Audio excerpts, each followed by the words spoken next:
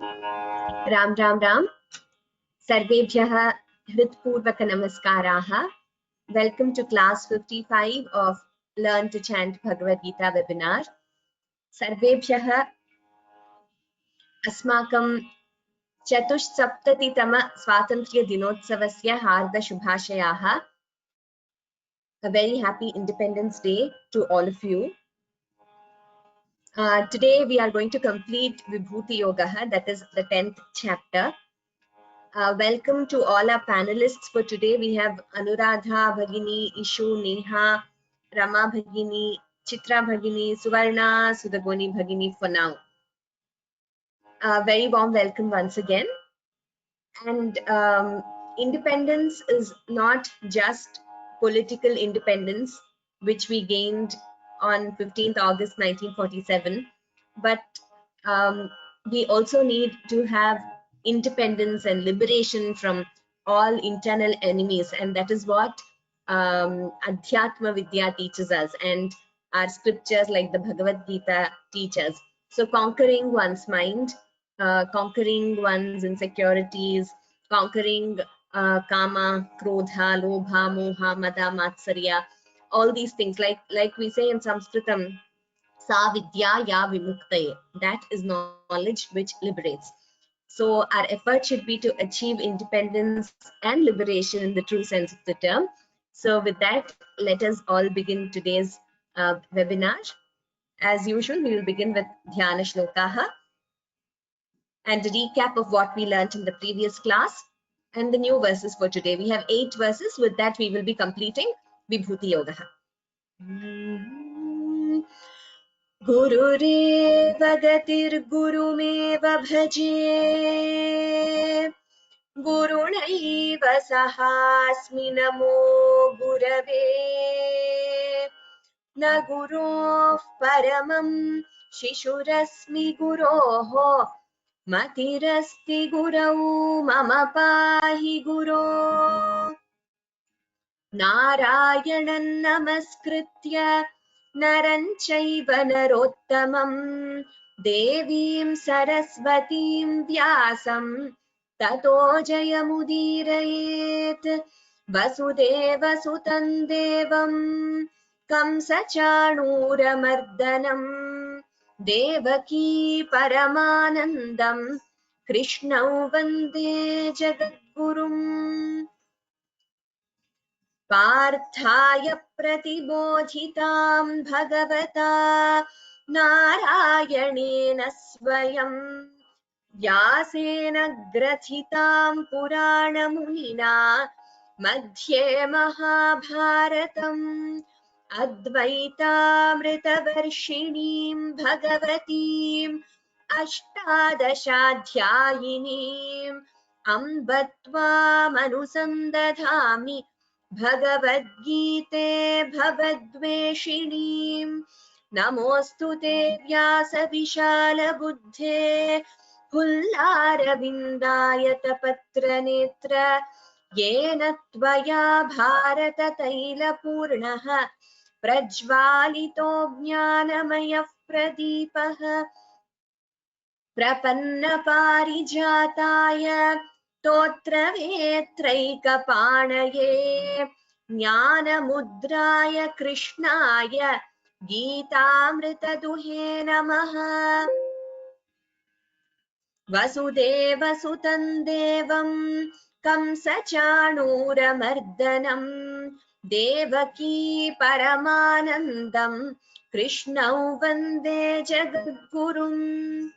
मूकं करोति वाचालं पङ्गुल्लङ्घयते गिरिं, यत्कृपातमहं वन्दे परमानन्दमाधवम्.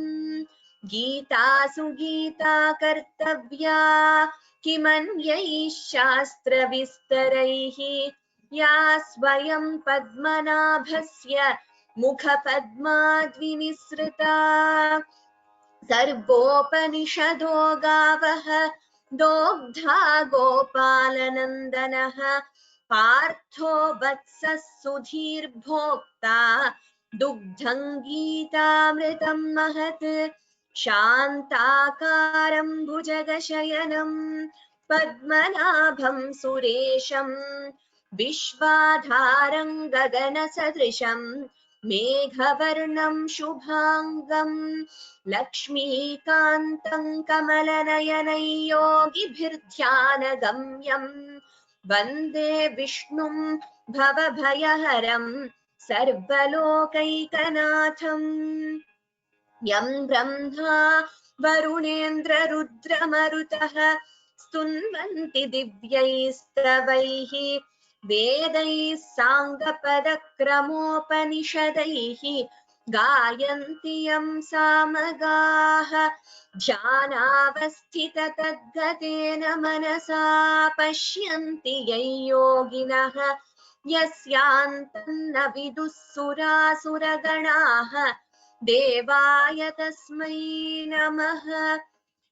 धृतराष्ट्र उवाच धर्मक्षेत्रे कुरुक्षेत्रे समवेतायुयुत्सवः मामकाः पाण्डवाश्चैव किमकुर्वत सञ्जय।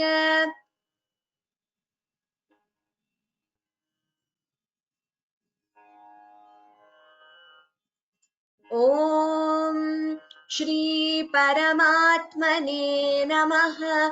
अथ दशमोऽध्यायः विभूतियोगः।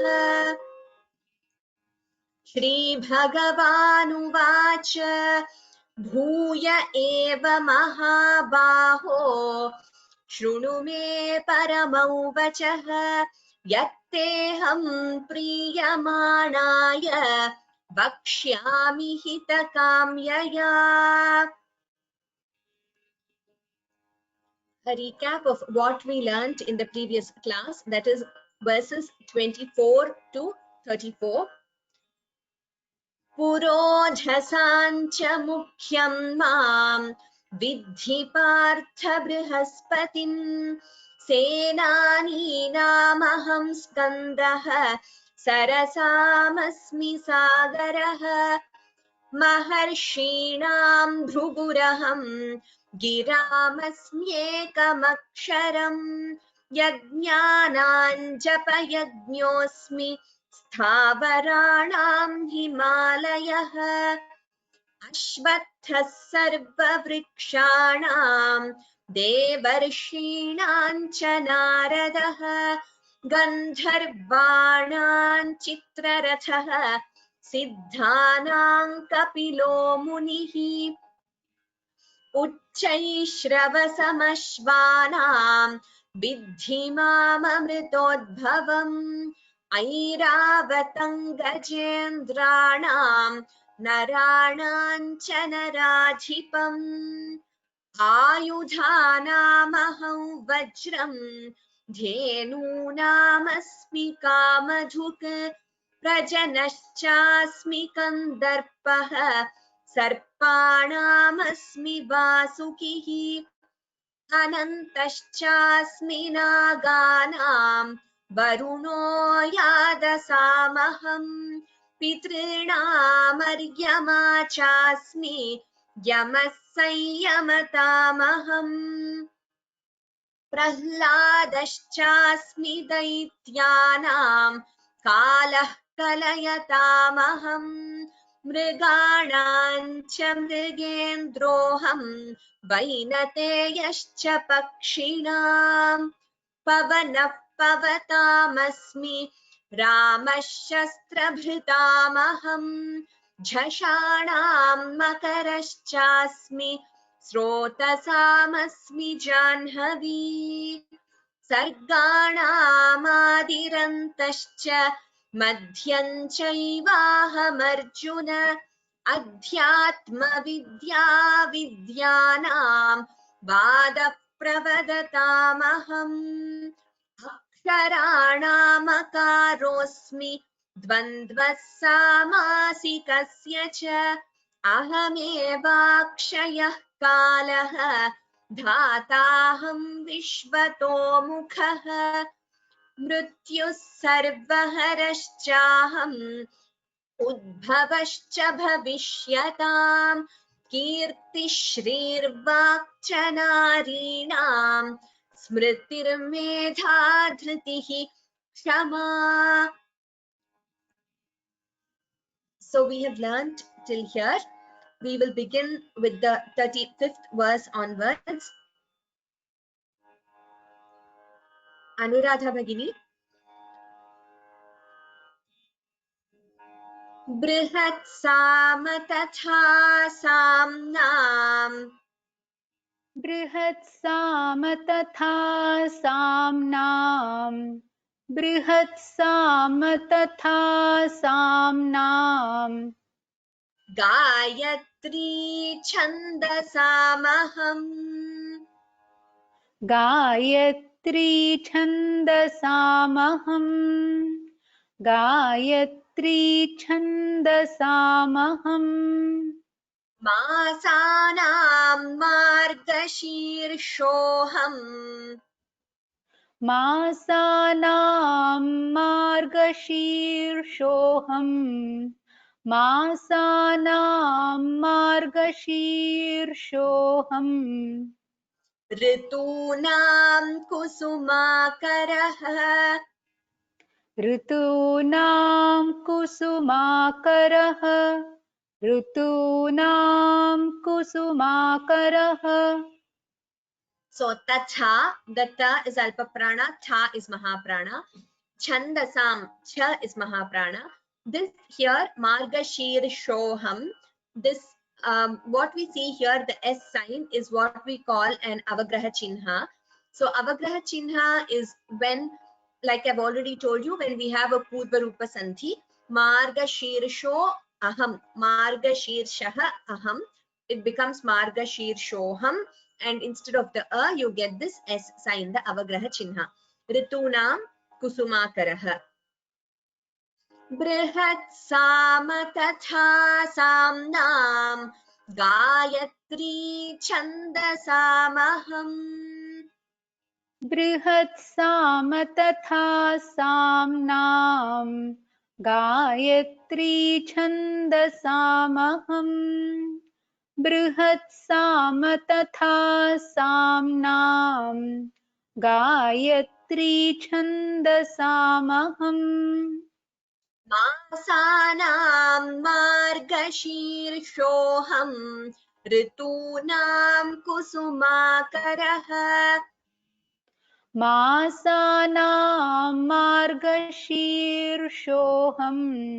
ऋतूनां कुसुमाकरः मासानां मार्गशीर्षोऽहम् ऋतूनां कुसुमाकरः.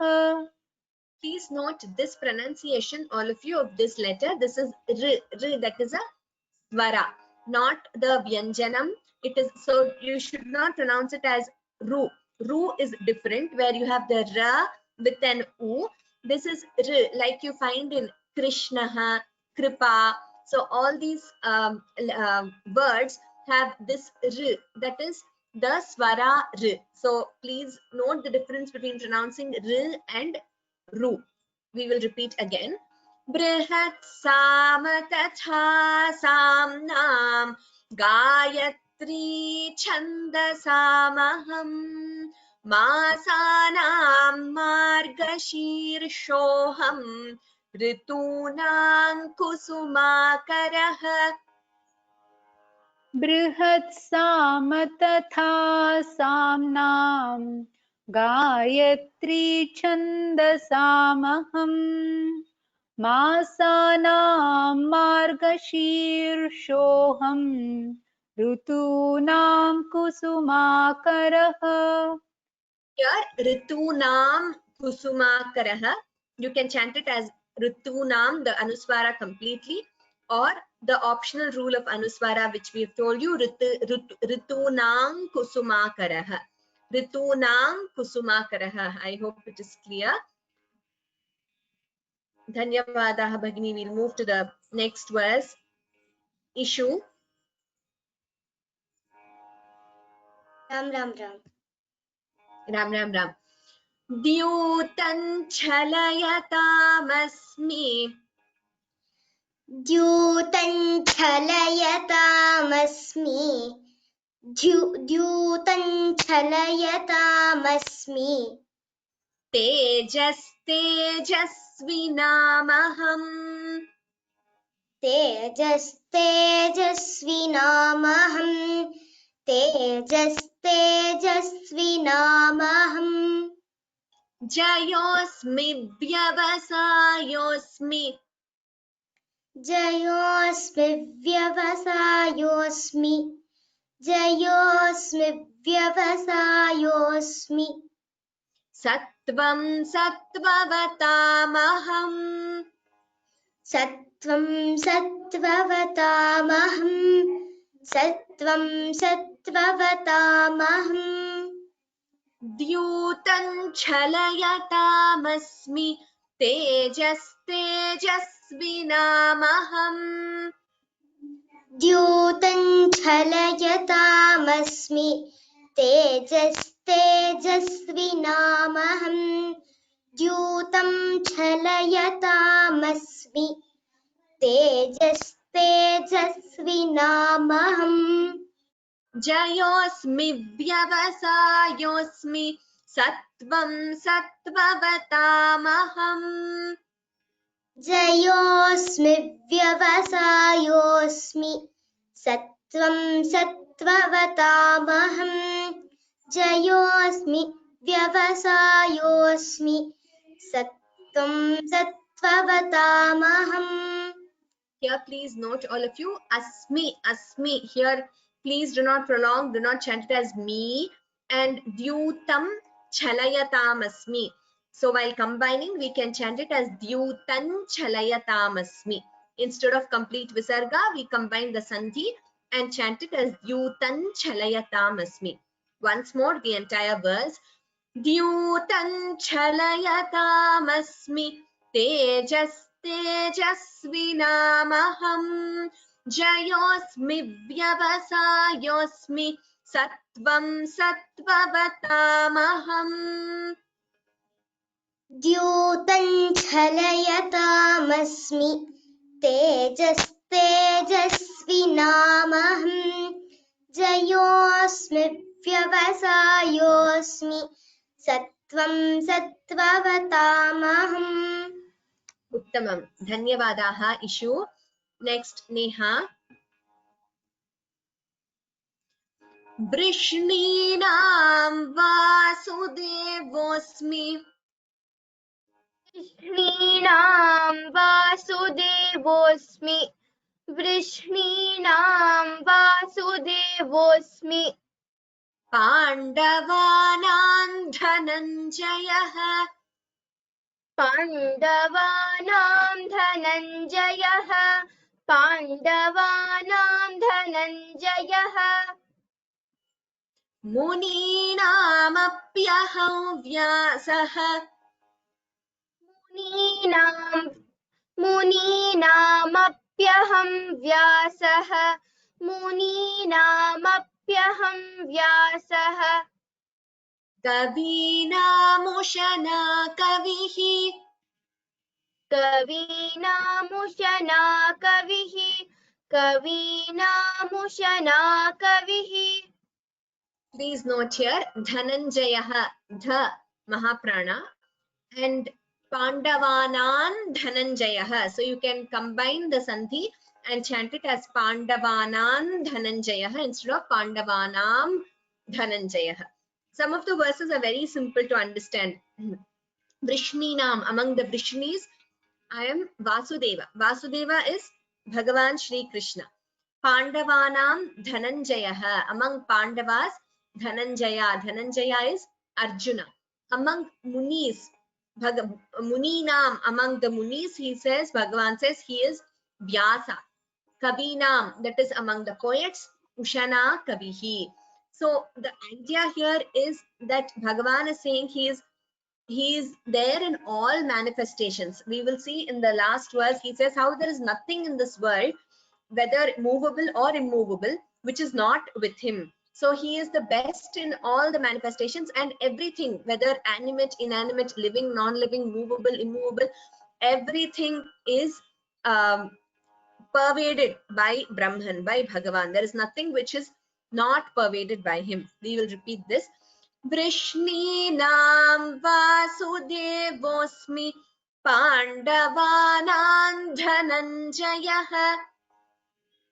वृष्णीनां वासुदेवोऽस्मि पाण्डवानां धनञ्जयः वृष्णीनां वासुदेवोऽस्मि पाण्डवानां धनञ्जयः मुनीनामप्यहं व्यासः कवीनामुशना कविः मुनीनामप्यहं व्यासः कवीनामुशना कविः मुनीनामप्यहं व्यासः कवीनामुशना कविः वृष्णीनां वासुदेवोऽस्मि पाण्डवानां धनञ्जयः मुनीनामप्यहं व्यासः कवीनामुशना कविः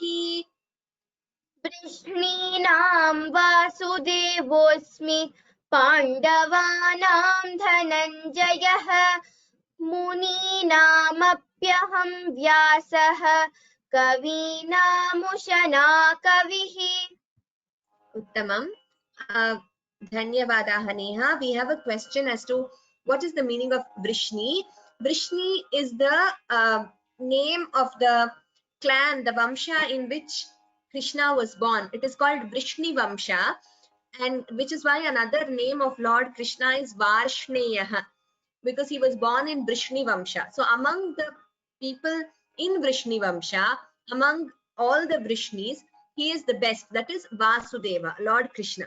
Pandavanam, like you know, is refers to the sons of Pandu, the 5 of them. Next one, Ramashankar Bhagini. Dandodamayatam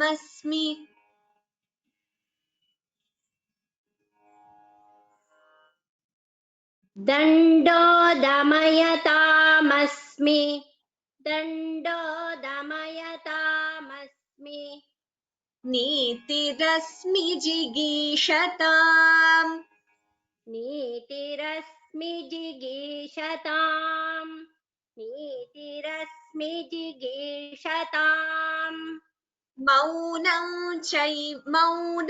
चैवास्मि गुह्यानाम् मौनं चैवास्मि गुह्यानाम् मौनं चैवास्मि गुह्यानाम् ज्ञानं ज्ञानवतामहम् ज्ञानं ज्ञानवतामहम्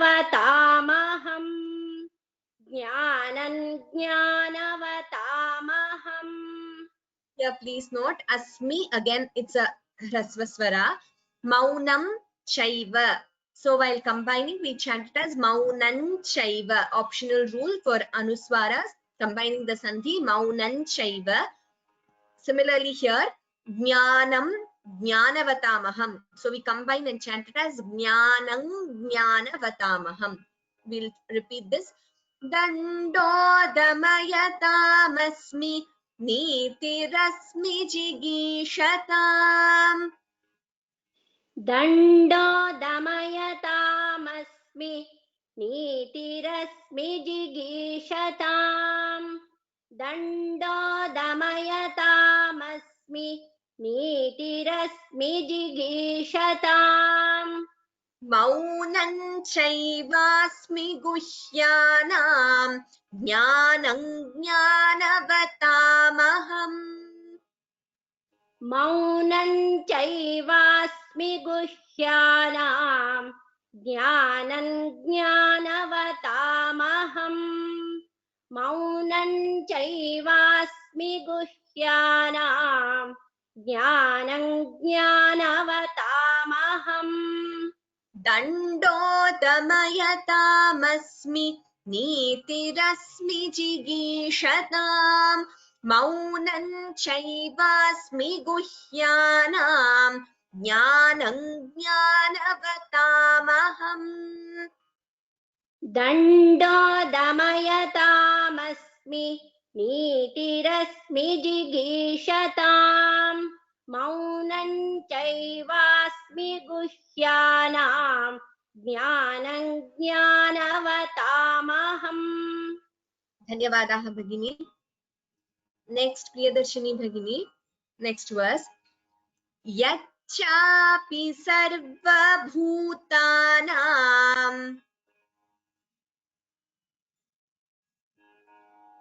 प्लीज अनम्यूट योरसेल्फ, म्यूटेड अस्ति, अनम्यूट करोतु।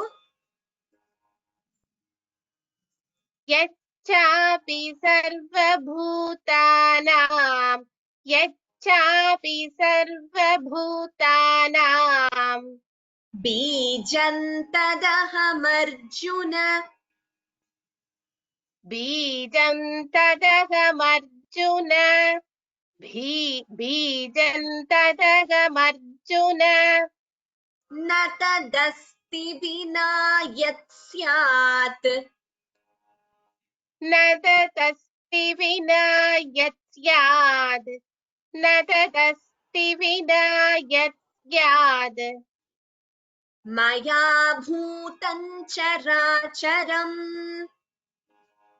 मया भूतं चराचरम् मया भूतं चराचरम्. So here Mahaprana Bha Sarvabhutanam and Bhutam here. Bijam Tadaham Arjuna. While combining, we chant it as Bijan Tadaham Arjuna.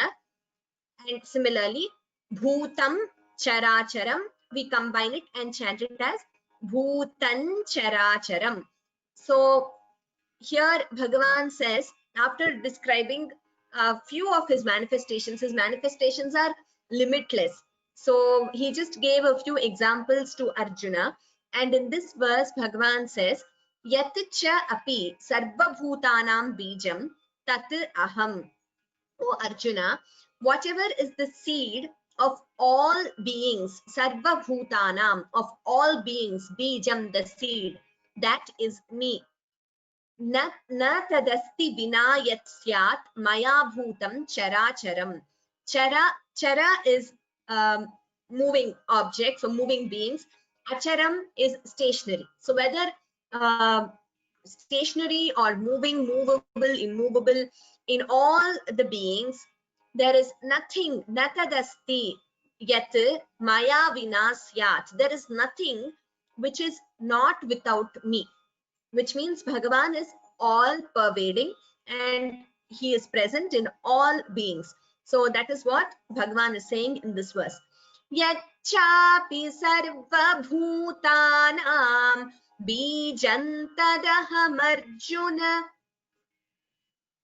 यच्चापि सर्वभूतानां बीजं तदहमर्जुन यच्चापि सर्वभूतानां बीजं तदहमर्जुन Na tadasti vina yat syat maya bhutan characharam. न तदस्ति विना यत् स्यात् मया भूतं चराचरम् न तदस्ति विना यत् स्यात् मया भूतं चराचरम् यच्चापि सर्वभूतानां बीजं तदहमर्जुन न तदस्ति विना यत् स्यात् मया भूतं चराचरम्. यच्चापि सर्वभूतानां बीजं तदहमर्जुन न तदस्ति विना यत् स्यात् मया भूतं चराचरम्.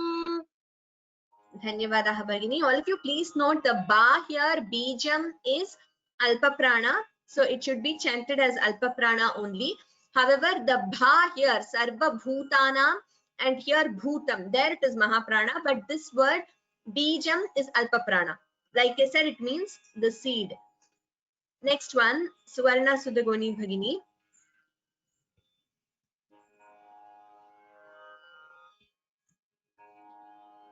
Nantosti mama divyanam. नान्तोऽस्ति मम दिव्यानां नान्तोऽस्ति मम दिव्यानां Vibhutinam parantapa.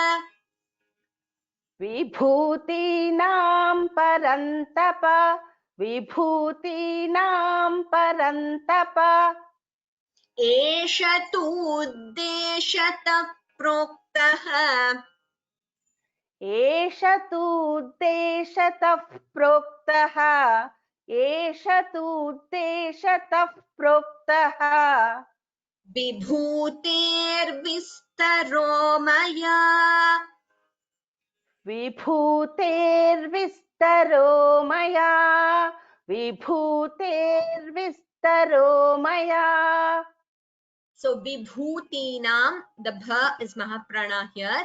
Here please note this word esha tu deshatah.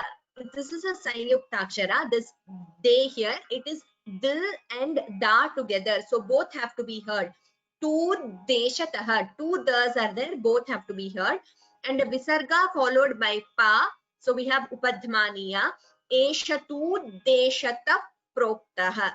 So please note the upadhmaniya there. Vibhuter, bha is mahaprana. Vibhuter vistaro maya. Here the r should be heard clearly. Vibhuter vistaro maya. So Bhagavan is saying in this verse, Mama divyanam vibhutinam antaha nasti. So there is no end to the divine manifestations. Antaha nasti. There is no end to Divyanam Vibhutinam, the divine manifestations of Bhagavan. Nantosti mama divyanam vibhutinam parantapa. नान्तोऽस्ति मम दिव्यानां विभूतीनां परन्तप नान्तोऽस्ति मम दिव्यानां विभूतीनां परन्तप एष तुद्देशतः प्रोक्तः विभूतेर्विस्तरो मया. एष तुद्देशतः प्रोक्तः विभूतेर्विस्तरो मया एष तुद्देशतः प्रोक्तः विभूतेर्विस्तरो मया. नान्तोऽस्ति मम दिव्यानां विभूतीनां परन्तप एष तुद्देशतः प्रोक्तः विभूतेर्विस्तरो मया. नान्तोऽस्ति मम दिव्यानां विभूतीनां परन्तप एष तुद्देशतः प्रोक्तः विभूतेर्विस्तरो मया. उत्तमं, धन्यवादाः भगिनी. चित्रा त्यागराजन् भगिनी, next one.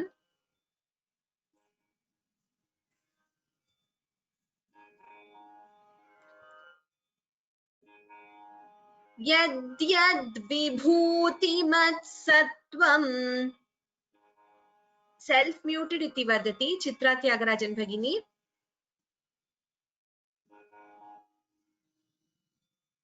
Okay, unable to unmute. Anuradha Bhagini. Yad vibhutimatsattvam. Yad vibhutimatsattvam. Yad vibhutimatsattvam. Shrimadurjitameva va. श्रीमदूर्जितमेव वा श्रीमदूर्जितमेव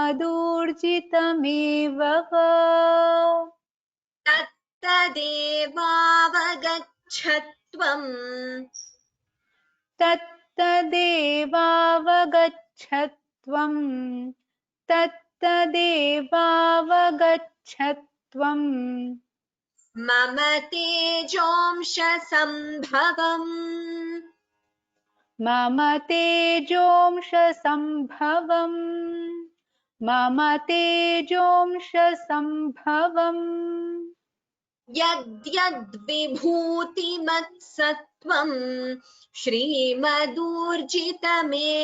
वा यत् विभूतिमत्सत्त्वम् श्रीमदूर्जितमेव वा यत् विभूतिमत्सत्त्वम् श्रीमदूर्जितमेव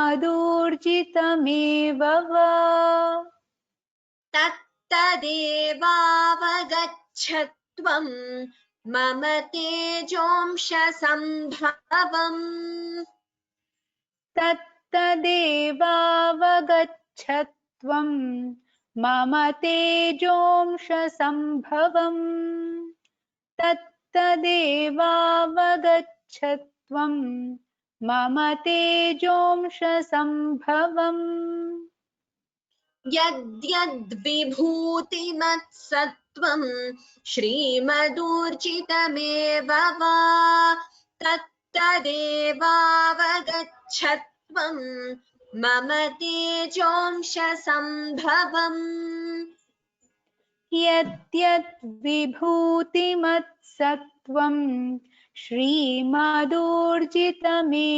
वा तत्तदेवावगच्छत्वम् मम तेजोंश सम्भवम् धन्यवादाः भगिनी। Next one issue. अथवा बहुनैतेन अथवा बहुनैतेन अथवा बहुनैतेन किं ज्ञातेन तवार्जुन किं ज्ञातेन तवार्जुन किं ज्ञातेन तवार्जुन विष्टभ्याहमिदं कृत्स्नम् विष्टभ्याहमिदं कृत्स्नम् विष्टभ्याहमिदं कृत्स्नम् एकांशेन स्थितो जगत् एकांशेन स्थितो जगत् एकांशेन स्थितो जगत् Please note here, athava, tha is mahaprana, kim jnatena. So anuswara followed by jna. Like I told you, jna, this letter is a sanyukta akshara, which is a combination of ja and nya. Cha, cha, ja, ja, nya. So that last anunasika of that varga and ja. So here anuswara plus jna, we can optionally chant it as kim jnatena. Or if you're chanting it completely, the anuswara, it would be kim jnatena. Similarly here, Vishtabhyahamidam kritsnam. We combine the sandhi and chant it as Vishtabhyahamidam kritsnam. Optional rule again, you can chant the anuswara completely or like we chanted combining the sandhi. Please note here, Vishtabhya is mahaprana. This word kritsnam, each and every letter should be heard perfectly. Kritsnam. And ekamshena sthito. The first tha here is mahaprana, second is alpaprana. It should not be interchanged. Please be careful while chanting that. Ekamshena sthito jagat. Athava bahunaitena king jnatena tavarjuna. अथवा बहुनैतेन किं ज्ञातेन तवार्जुन अथवा बहुनैतेन किं ज्ञातेन तवार्जुन विष्टभ्याहमिदं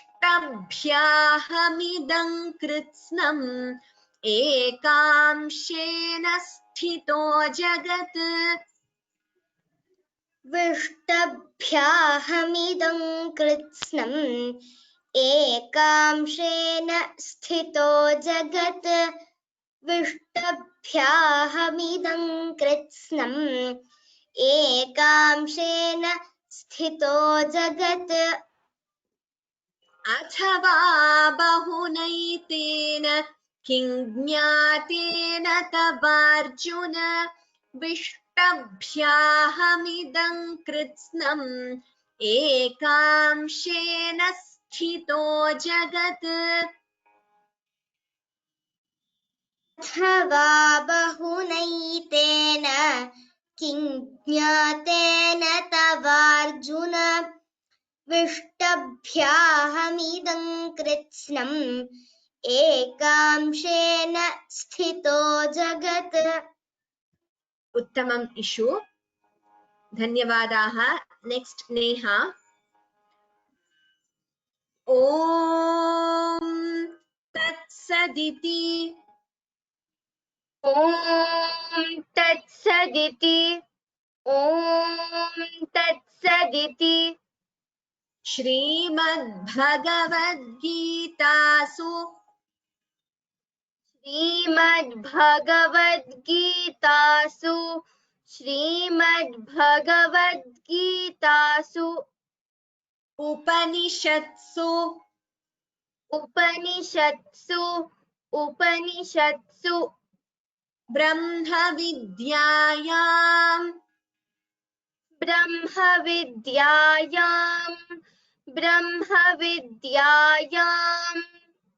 योगशास्त्रे योगशास्त्रे श्रीकृष्णार्जुन संवादे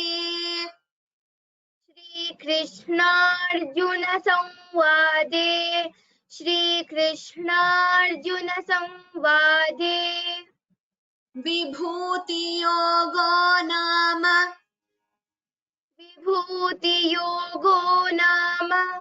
विभूतियोगो नाम दशमोऽध्यायः दशमोऽध्यायः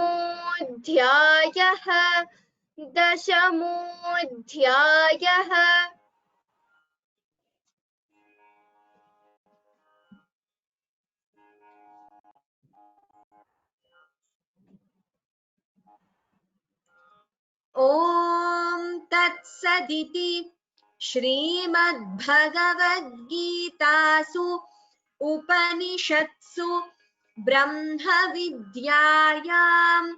योगशास्त्रे श्रीकृष्णार्जुन संवादे विभूतियोगो नाम दशमोऽध्यायः ॐ तत्सदिति श्रीमद्भगवद्गीतासु उपनिषत्सु ब्रह्मविद्यायां योगशास्त्रे श्रीकृष्णार्जुन संवादे विभूतियोगो नाम दशमोऽध्यायः Yes, so this is the final conclusion. So those who have attended the previous classes will know after every chapter we have a conclusion of that chapter. Om, this is in Bhagavad Gita. This is in the conversation between Krishna and Arjuna. This is Vibhuti Yoga and the 10th chapter. So someone has asked me what is the meaning of Vibhuti. Like I explained in the very first class when we started this chapter, Vibhuti means manifestation of Bhagavan. So like you know, this chapter has been about his examples of his divine manifestations. It is not possible to go through the meaning of each and every verse, also because there are multiple interpretations and we need to understand each word So it would take a very long time to complete. And also the focus of this class, like we've been repeating, is to learn chanting. So that is the emphasis. And wherever possible, I will give you the meaning, but for every verse and every word, it would not be possible to do it in this particular webinar, as the focus is to complete learning chanting perfectly. So what I would do is I will chant all the verses which we have learned today once, and at the end of it, if we have some time, individually you all can chant how many ever, few of you today, because we don't have too much time left. Next class we are going to have the complete session as Punaravartanam, that is revision of the 10th chapter. In the beginning, I am going to chant the chapter for your reference, and then you will all have time the entire hour after my chanting for all of you, the attendees, to chant individually. So request you to please practice the whole chapter so that it will be easier for you when you are chanting here. Please go through the recordings, and it will be easier for me also, because if you have practiced, then there will be less mistakes, so I can listen to more number of people chanting. Otherwise, to correct each and every mistake will take a long time. So please do practice. If you want to chant individually, then raise your hand and I will be able to hear you next class. Last class, there was some problem at the end of the webinar. Kshamyatam, apologies for that. There was some problem with the software, or I don't know what went wrong. Suddenly my audio and video were cut off, so we had to end the webinar, but fortunately we had completed learning all the new verses by then. So next class I will repeat the entire chapter like I said. Now a quick recap of what we learned today. Brihat Sama Tatha Samnam Gayatri Chandasamaham Masanam Margashirshoham Ritunam Kusumakaraha Dyutan Chalayatamasmi Tejasvinamaham Jayosmi Vyavasayosmi Sattvam Sattvavathamaham Vrishninam Vasudevosmi Pandavanam Dhananjayah Muninamapyaham Vyasah Kabinamushana Kavihi Dandodamayatamasmi Nitirasmi Jigishatam Maunam Chaivasmi Guhyanam Jnanam Jnanavatamaham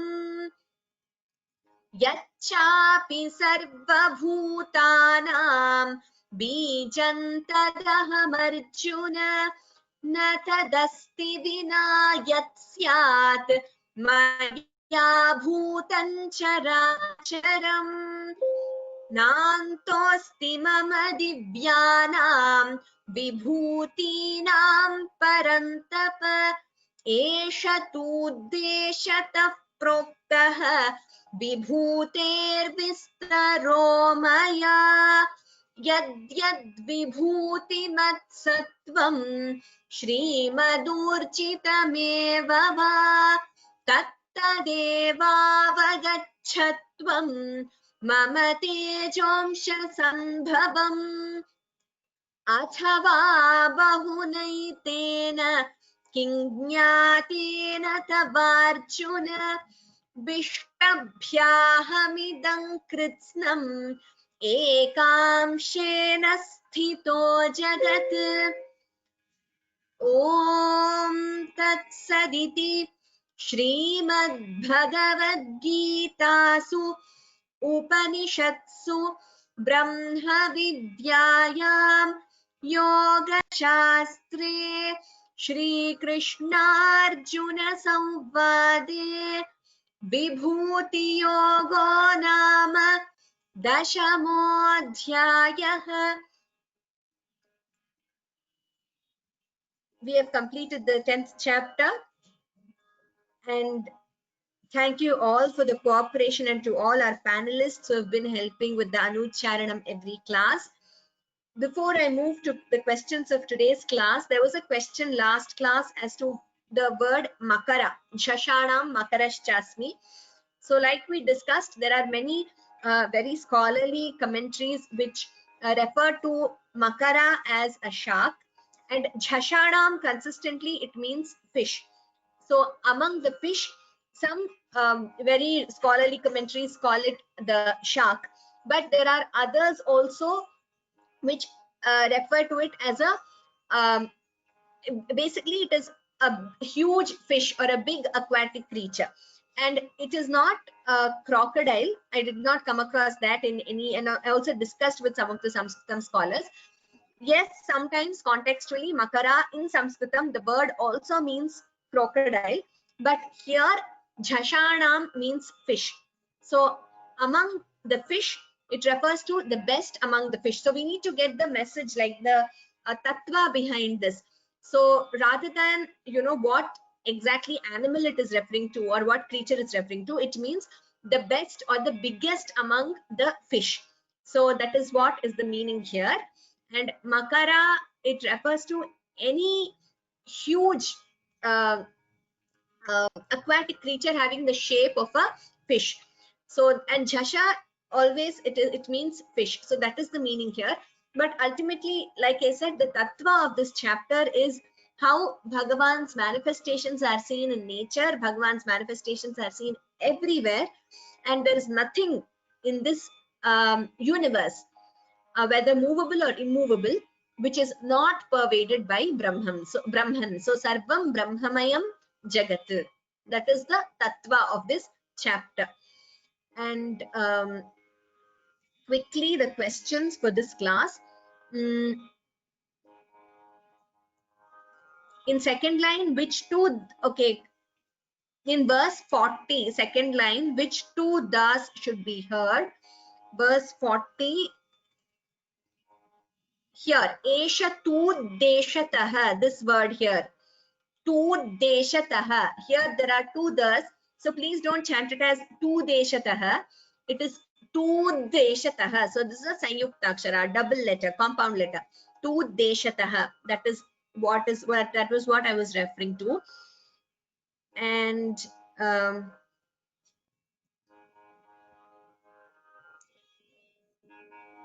can you please repeat 28th shloka? Okay, I will be repeating all the shlokas next class, but I will just repeat the 28th shloka now. आयुधानामहं वज्रं धेनूनामस्मि कामधुक् प्रजनश्चास्मि कन्दर्पः सर्पाणामस्मि वासुकिः. Janhavi, I have already explained, we pronounce it as Janhavi, and we do not say Jahnavi, but Prahlada is pronounced as Prahlada only, the way we taught in class. Janhavi, Banhihi, Brahman, these are some of the words where we pronounce the half letter first. Is it a whale, makara? Yes, some commentaries also refer to it as a whale. But like I said, we should understand the message behind it rather than going into, what exactly is the creature being referred to there. Could we have individual chanting in the next session? Yes, definitely. We are not going to learn any new verses in the next session. We are going to have all individual chantings. And I'm repeating this. I said this in one of the previous classes. The way I call out the names is on a first come first basis. So whoever raises the hand first, I will be able to see their name first. So in that order, I call out the names. So if you want to be, definitely want to be called out, so please, if you're in the first few, then you will definitely have time. 42nd verse, the last word is Jagat. It is not pronounced as Jagatu, no. I have heard certain chantings where it's the U is heard, but like I've said this before, Jagat, it is a halanta, that is, it is a vyanjanam at the end of a pada, and there is no U or there is no swara there. It is Jagat. Jagat is how it is. Jagatu if you say, it would mean the t plus u, but there is no u there. It is only t. So Jagat is the word. It is Divyanam Vibhutinam, not Vidyanam. I think it is there in one of the last verses. I think that's the verse which you are referring to. Yes, here Nantosti Mama Divyanam, not Vidya. It is Divya. Divya means divine. Parantapa is Sambodhana. Yes, that addressing Arjuna as Parantapa. O brave warrior, O Parantapa.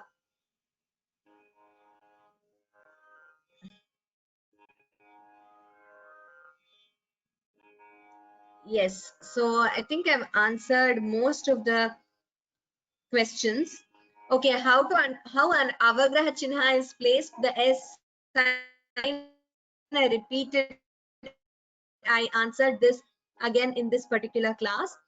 Meaning, many of you have asked, but like I said, it's a bit difficult for me to go through the meaning of every word. With this itself, sometimes we are exceeding the time, and there is another webinar starting in 10-15 minutes, so I cannot exceed the time also, because they will be logging in earlier to check if everything is okay. Jashana Makaraschasmi, I have already clarified it.